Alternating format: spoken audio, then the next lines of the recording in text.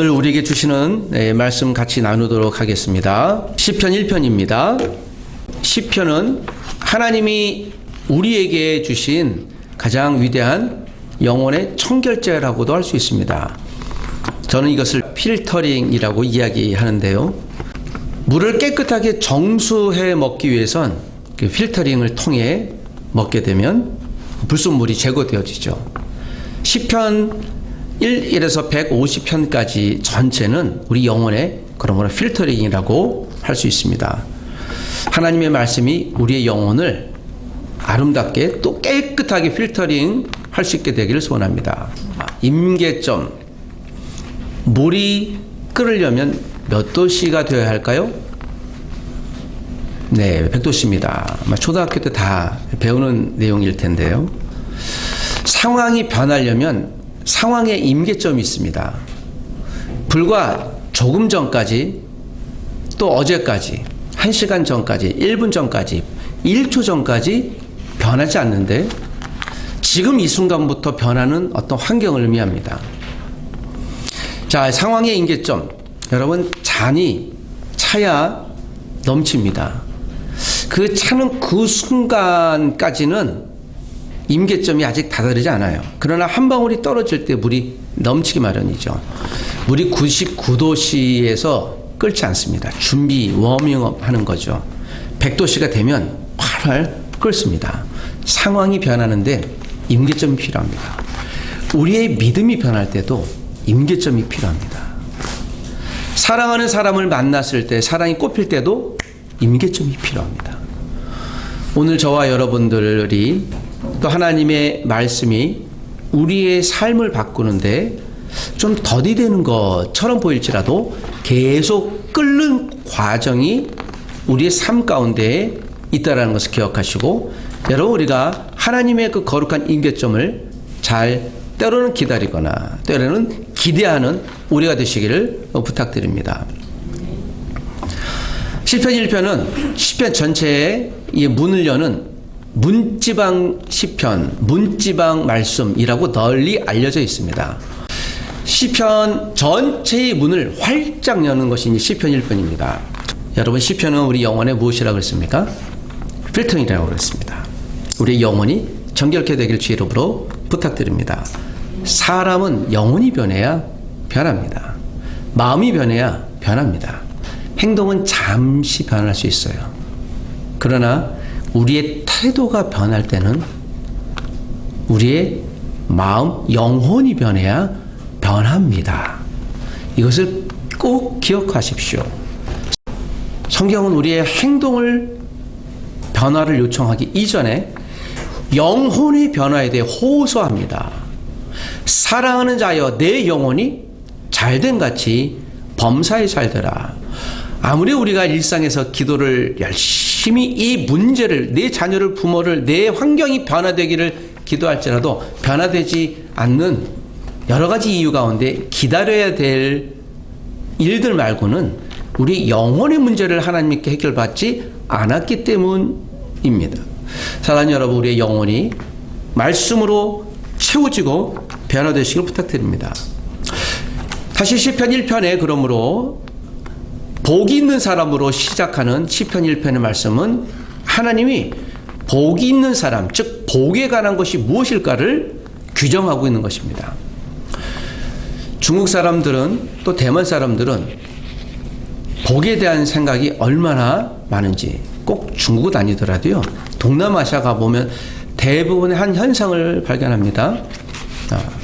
그것은요, 복에 대한 생각은요, 다 하나로 귀결됩니다. 그것은 돈입니다. 그래서 돈을 벌기 위한, 그래서 심지어는 수저에까지 복자를 씁니다. 문 입구의 상점에 들어가 보면, 제가 중국이나 대만을 여러 군데 여행을 해봤는데요, 거의 대부분 빨간색으로 주렁주렁 플랜카드 같은 게 걸려있어요. 다 써있는 게 그래요. 오직 복. 복이 들어와서 나가지 않게끔. 자, 그만큼 인간은 복을 갈망하는 존재일 수 있습니다. 우리가 형편은 다르지만, 그러나 여러분, 성경이 오늘 이야기하고 있는 복에 대한 규정을 선명하게 내가 생각했던 복은 전혀 다르거나 빨리 바꾸십시오. 돈을 간구하는 것도 좋긴 하겠지만 그것이 우리를 망하게 할 수 있습니다. 하나님이 우리에게 요청하시는 복에 대한 개념은 무엇이겠습니까? 자, 시편 1편 1절을 다 같이 한번 우리 마음을 열고 읽어보겠습니다. 다시 한번 반복합니다. 시작. 복 있는 사람은 악인들의 꾀를 따르지 아니하며 죄인들의 길에 서지 아니하며 오만한 자들의 자리에 앉지 아니한다. 세 가지 단어에 집중해 주십시오. 꾀, 길, 자리입니다. 성경에서 설교하기가 어려운 것이 시편입니다. 또 시가서라고 읽어져 있습니다. 왜냐하면요, 이 시편은 다 추상적인 내용이에요.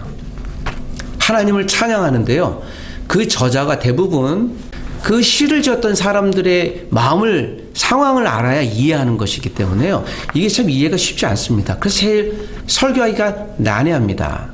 역설적으로 그 시편 저자의 의도를 알게 되면 그만큼 듣기가 쉽고요, 하나님의 메시지가 너무너무 선명해요.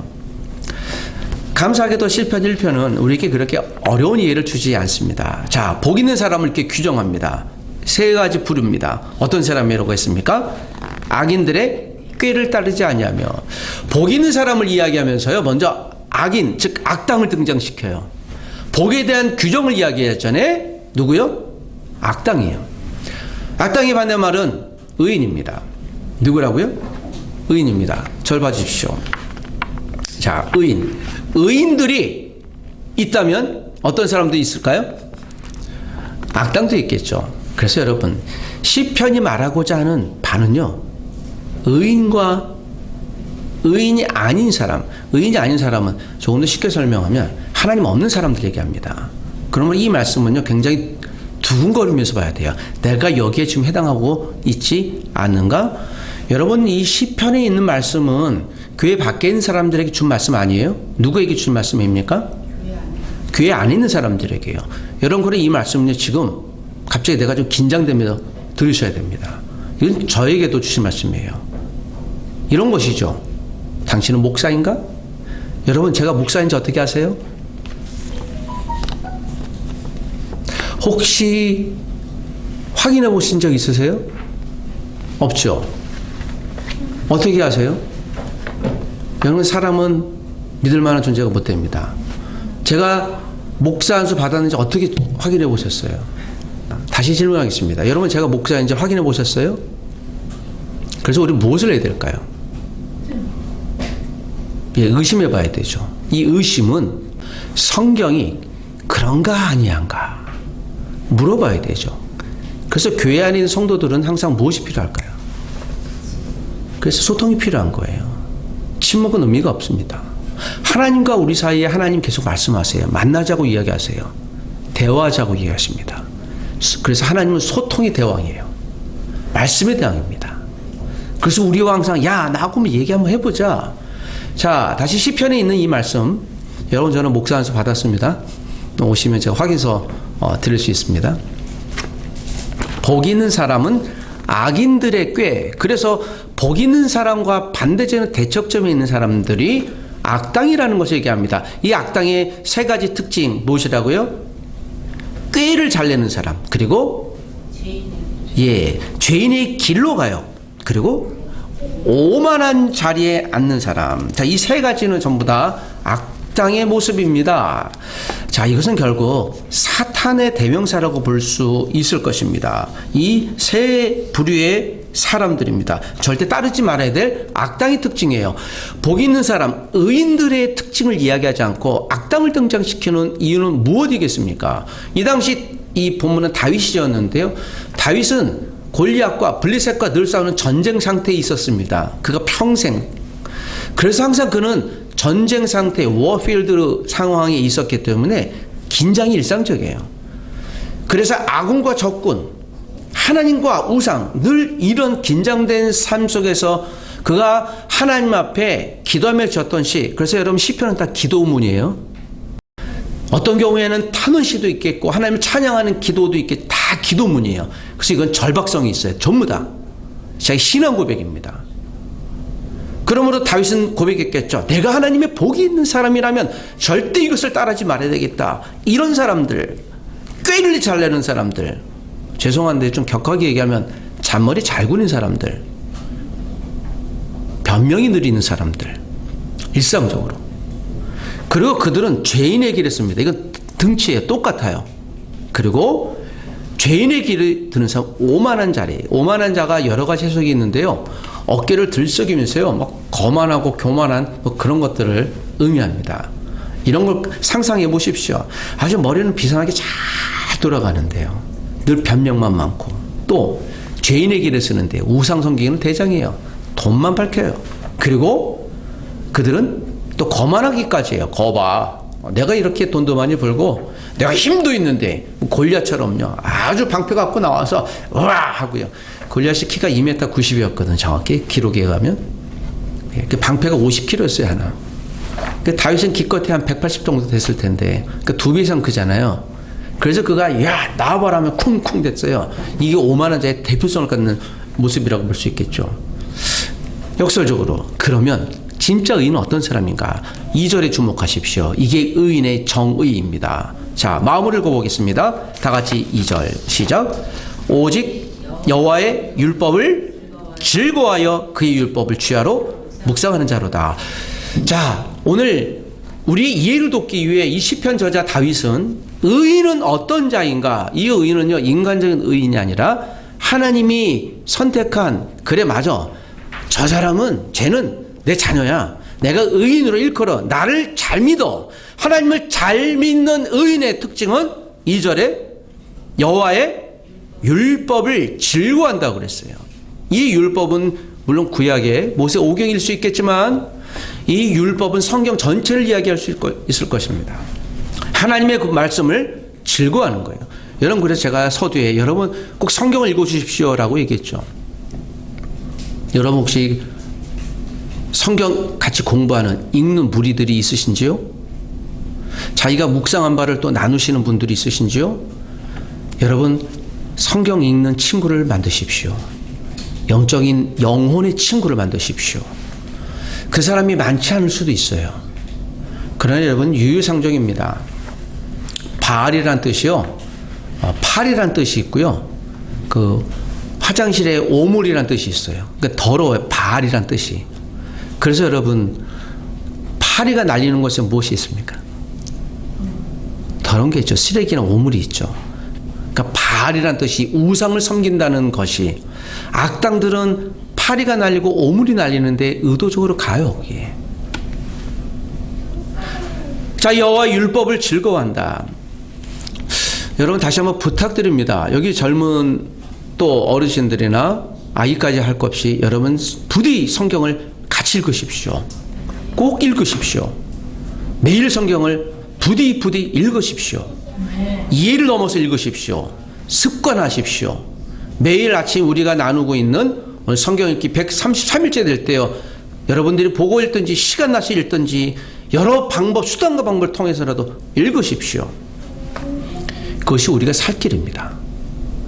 여호와의 율법을 즐거워한다고 그랬습니다. 오늘도 이 시간 저는 하나님의 말씀을 나누고 있어요. 그래서 여러분, 예배를 즐거워할 수 있어야 됩니다. 이 즐거움은요, 엔조이가 아니에요. 하나님을 사모하는 거예요. 그 사모하고 사랑하는 사람을 만나러 가는 것처럼 즐거워한다고 그랬습니다. 그의 율법을 주야로 묵상한다고 그랬죠. 이 묵상이라는 말이요, 영어로 meditation이라는 말을 써요. meditation이라는 말은 생각하다라는 거예요. 이 어원은요, meditator에서 나왔습니다. 이게 약국이라는 뜻이에요. 묵상은요, 치료되는 거예요. 여러분, 그래서 매일 아침 제가 여러분 묵상하십시오라는 건요, 우리의 영혼이 치료될 수 있는, 필터링 될 수 있는 유일한 수단은 하나님 말씀밖에 없어요. 그래서 말씀을 제가 읽으시라고 한 이유예요. 그리고 가르쳐야 되는 겁니다. 가르치기 위해선 배워야 되겠죠. 부디 배우십시오. 하나님의 말씀이 우리의 영혼을 치료하야, 치유받아야 우리의 일상의 문제도 치유됩니다. 여러분, 묵상이라는 말을 마음속에 오늘 깊이 담아두시기를 부탁드립니다. 매일 묵상하십시오. 무엇으로요? 하나님 말씀 외에는 답이 없습니다. 성경을 그래서 읽어 주십시오. 제가 부탁하는 게 아니에요. 성경은 여기에 대해서 명령하고 있어요. 하라고요. 저는 지금 정중히 표현하는 거예요. 영적인 자녀들에게 성경을 그래서 가르치는 거예요. 바이블 스터디를 그래서 하자고 하는 거예요. 성경이 무엇인지 이해가 돼야 이 말씀이 내 영혼의 필터링으로 오죠. 필터링이 없으면 여러분 사단도 우리에게 생각 가운데 굉장히 굿 아이디어 줍니다. 아주 멋있는 아이디어 줘요. 근데 결과는요, 우리 영혼을 망하게 해요. 1970년대 대구에서 200억 자산을 모은 자수성가한 거부가 있었습니다. 제가 아시는 분이에요, 직접. 인생 말년에 맏아들에게 모든 재산을 다 나눠주고 그 첫째 아들에게 다른 형제를 잘 보살피기 위해서 내 재산을 갖고 좀 불려서 장사해서 형제들과 나눠줘라. 그리고 노후에 나를 좀 보살펴 주렴 해서 맏아들에게 줬습니다. 그 아들이 굉장히 똑똑한 친구였습니다. 그런데 한 몇 년, 3, 4년 뒤에 아들이 사기를 당했어요. 자, 이거 싫어합니다. 그리고 그 사기친 도둑들이 중국으로 도망갔어요. 하루아침에 200억은요, 진짜 하루아침에 다 날아갔어요. 그리고 큰 아들에게만 자기 재산을 남겨줬다고 오해했던 자녀들이요, 그 아버지하고 절연을 했어요. 안타깝게도 그 큰 아들이 상실감이 큰 나머지 나쁜 선택을 했죠. 이 아버지를 서울의 어느 한 병원에서 만났어요. 그래서 저한테 좀 도와달라고 하는데요. 여러분, 제가 이분을 문득 생각하면서 재산이 하루아침에 날려고 자녀들도 잘 절연되고요. 단 한 가지였어요. 단 한 가지. 그 돈이었어요. 그리고 믿었던 아들에게, 아들도 자기가 믿었던 사람에게. 여러분, 세상이 얼마나 악한 자들로 있는지, 굉장히 똑똑했던 분이었음에도 불구하고 다 잃어버린 거죠. 여러분, 그래서 돈을 추구하지 마십시오. 열심히 돈을 벌 때 돈을 조차 사지 마십시오. 다윗은 하나님의 복이 있는 사람과 악인을 이렇게 대조하면서 2절에 하나님 말씀을 묵상하는 것, 우리가 치료받을 수 있는 유일한 길은 하나님 말씀이라고 단언합니다.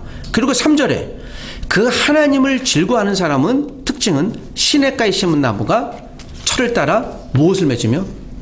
열매를 맺으며 그 잎사귀가 마르지 아니한 같으니 그가 하는 모든 일이 다 형통하리로다.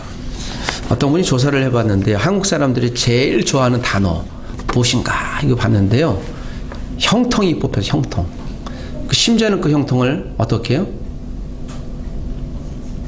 만사형통이라고 해요. 모든 것이 다 통하다. 여러분, 형통하시기를 축복합니다. 그러나 여러분, 여기 이제 아멘이 쉽게 안 될 거예요. 이 형통은 교회 안에 있는 성도들에게만 주십니다. 하나님 말씀을 받는 분들에게만, 하나님 말씀 받고 고민하시는 분들에게만 하나님 형통은 올 것입니다. 여러분, 아무리 나에게 형통하게 해달라고 기도해 보셔야 죄송합니다. 하나님 주지 않습니다. 그리고 내가 그러지 않음에도 불구하고 형통이 왔습니까? 조심하십시오. 그것은 사단이 준 악한 뿌리일 확률이 대부분이에요. 그래서 제가 지난 시간에도 내가 노력도 안 찾고 기도를 하지 않았는데 열매가 온 것이 있으면, 어떤 풍성한 열매가 있고 결실이 있으면요, 그거 곰곰이 생각해 보라 그랬어요.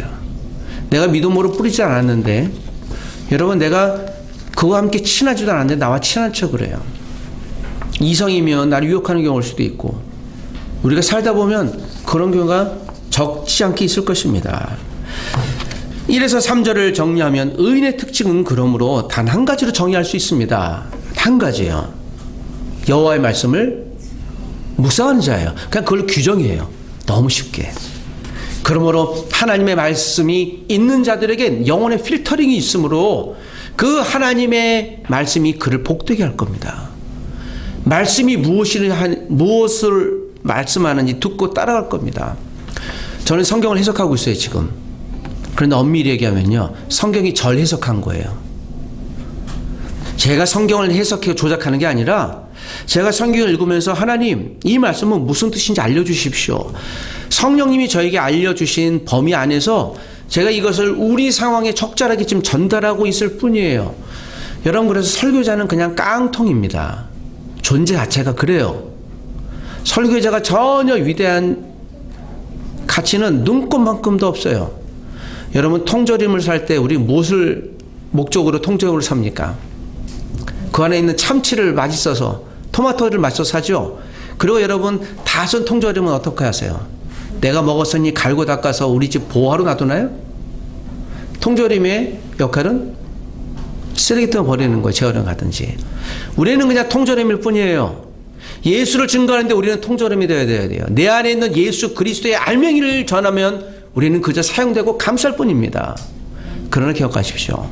통조림이 쓰레기통에 있든지 상처나 있든지 구멍이 뚫려 있으면 통조림 안에 있는 것도 다 썩어 문드러지는 거예요. 못 먹습니다.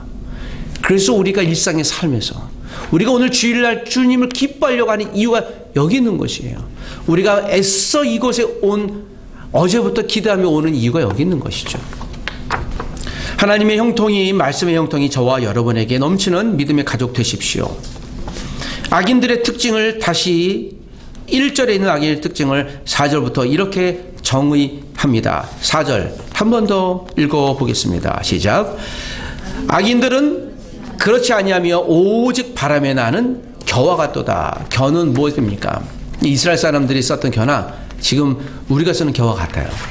그 쌀을 수거할 때 수거하고 나서 쌀과 그 쌀 아닌 것을 구별할 때는 어떻게 하죠? 보통 이런 데다 슉 하면은 쌀은 떨어지고 겨는 휙 날리잖아요. 그걸 얘기하는 거예요. 진짜 알맹이는 들어서 인생에 무게가 있는 사람은, 영혼에 무게가 있는 사람들은 바람 따라 날리지 않아요. 그러나 무게가 없는 사람들은요, 왔다 갔다 해서 쓰러져요. 여러분, 겨의 운명은 퇴비나 불쏘시개입니다. 사실 이 말씀은 우리가 굉장히 긴장하면서 들을 만한 말이에요. 나는 하나님의 말씀을 갖고 있는 자인가? 말씀의 무게가 그 인생의 무게예요. 성경을 알고 있는 지식의 지혜의 무게가 우리 인생의 무게입니다.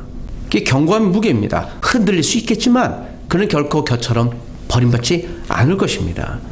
그러므로 악인들은 심판을 견디지 못하며 죄인들이 의인들의 모임에 들지 못하리로다. 6절 무릇 의인들의 길은 여호와께서 인정하시나. 고개를 끄덕이시면서 그래, 참 잘했다, 괜찮아, 그럴 수 있는 거야, 그래, 그러니까 그런 결과 나오지 하고 격려해 주시고 응원해 주십니다. 그러나 악인들의 길은 망하리로다. 참 시편 1편이 굉장히 부담스럽게 끝나요. 의인들의 길은 여호와께서 인정하시나 악인들의 길은 여호와께서 망하게 하십니다. 길의 문제예요. 여러분은 어떤 길로 가고 계십니까? 이 길은 어떤 길입니까? 악인들의 삶이 풍성하고 유능해 보일 수 있어요. 잠시. 그렇지 않습니다. 공중에 흩어지는 쌀의 겨와 같습니다. 의인은 하나님의 연단을 받을 수 있지만 더 좋은 것으로 그에게 주실 것입니다. 생명의 시냇가, 이건 파라다이스라고 할 수 있겠죠. 시냇가, 말씀의 시냇가에 있어야 살 수 있어요. 사랑하는 가족 여러분, 우리의 영혼이 변하는 유일한 하나님의 수단은 성경 말씀입니다. 우리의 자녀들이 인생에서 변할 가장 유일한 수단은 하나님의 말씀입니다. 우리의 자녀들이 하나님 말씀 앞에서 우리의 영혼의 자녀나 육신의 자녀나 변할 유일한 말씀은 하나님의 말씀입니다. 제가 목회자로서 여러분에게 부탁드립니다. 말씀을 붙들어 주십시오. 여러분, 시편 1편에 있는 이 말씀, 우리가 하나님이 말씀하시는 의인과 하나님은 의인이 아닌 사람을 악당으로 너무 선명히 규정해버리는 이유는 무엇이겠습니까? 우리가 하나님의 말씀을 도저히 붙들지 않고 있다면 우리 하나님 앞에 이 말씀은 심각한 경고의 말씀일 것이에요. 한 말씀을 읽지 않느냐, 듣지 않느냐, 배우지 않느냐, 내가 경고한다. 조심하거라. 속히 우리의 영혼이 깨어있기를 원한다. 그러나 나의 말을 묵상하고 있느냐? 말씀을 가르치려고 애쓰고 있느냐? 걱정하지 마라. 내가 너에게를 인도할 것이다. 내가 너에게를 보장할 것이다. 조금 견뎌라. 괜찮다. 내가 격려할 것이다. 하나님의 말씀이 저와 여러분의 영혼을 치유하고 회복하는 능력과 은혜의 말씀이 되시길 부탁드립니다. 시편 1편의 말씀이 나의 말씀, 우리의 말씀이 되시길 부탁드립니다. 기도하겠습니다. 하나님 아버지, 우리가 하나님의 자녀이며 의인입니다. 시냇가에 심은 나무가 마르지 않고 그 행사가 다 형통할 것이라고 말씀하셨듯이 때론 우리가 탄원하는 기도마저도 하나님의 선한 방법으로 응답하여 주시고 주의 말씀이 내 인생을 형통케 하게 도와주옵소서. 주여, 우리의 영혼이 하나의 말씀으로 거듭나길 원합니다. 하나님을 즐거워하는 자들 되게 도와주옵소서. 하나님의 말씀을 나누어주고 베풀고 넉넉히 가르치는 자가 되게 도와주옵소서. 이 말씀이 우리의 영혼을 복되게 하는 말씀 되게 도와주옵소서. 예수님의 이름으로 기도합니다. 아멘.